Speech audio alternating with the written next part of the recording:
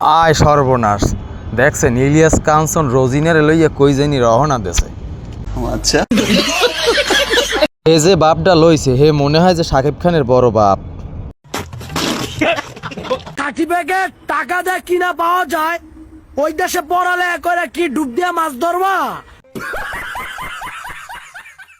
ধরবা লাগাবি দেশ। ছোট ভাই তুমি তো সঠিক একটা কথা কইছো, কারণ এই দেশে বাঁচতে হইলে চাঁদাবাজি করিয়ে বাঁচতে হইবে, তাই চাঁদাবাজি না করিয়ে ভাই বিদেশে একটা ডুব দিতে হয়। কি কও? তাহলে আমি কাগজপাতি জমা দিতে আসি।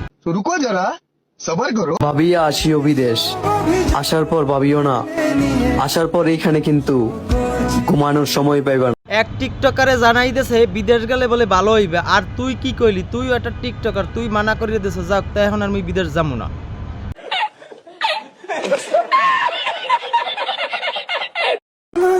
শূন্য তোকে ছাড়া ইচ্ছেরা দিচ্ছে সে ইশারা।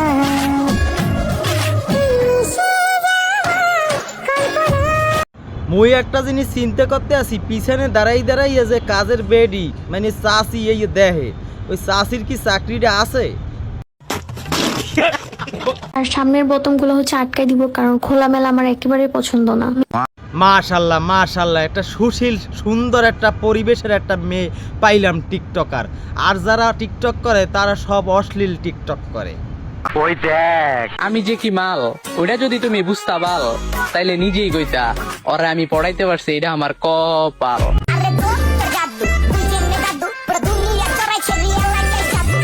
ও আল্লাহ, এটা মুই কি দেখলাম? আর জীবনে মুই কোনো টিকটকার রে ভালো কমু না। কেন? কারণ এটা যে জাল, এ মনে হয় যে বোম্বাইয়ের মরিচ।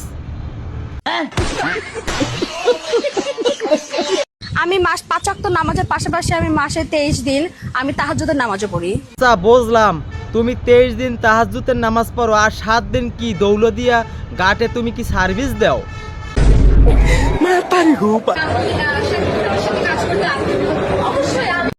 একটা কাস্টমারের লাগে দোকানদার যেচ্ছে কয়েন তো কে, কারণ এইটারে একটা খোসা ধরাই দিছে।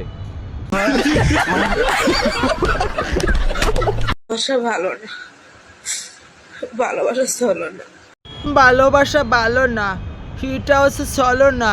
তোমারে 500 টাকার বেশি কেউ দেয় না, তাই না?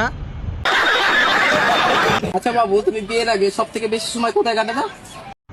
সময় আবার কোথায় বেশি কাটাইবে? টাঙ্গাইলে নানির বাড়ি।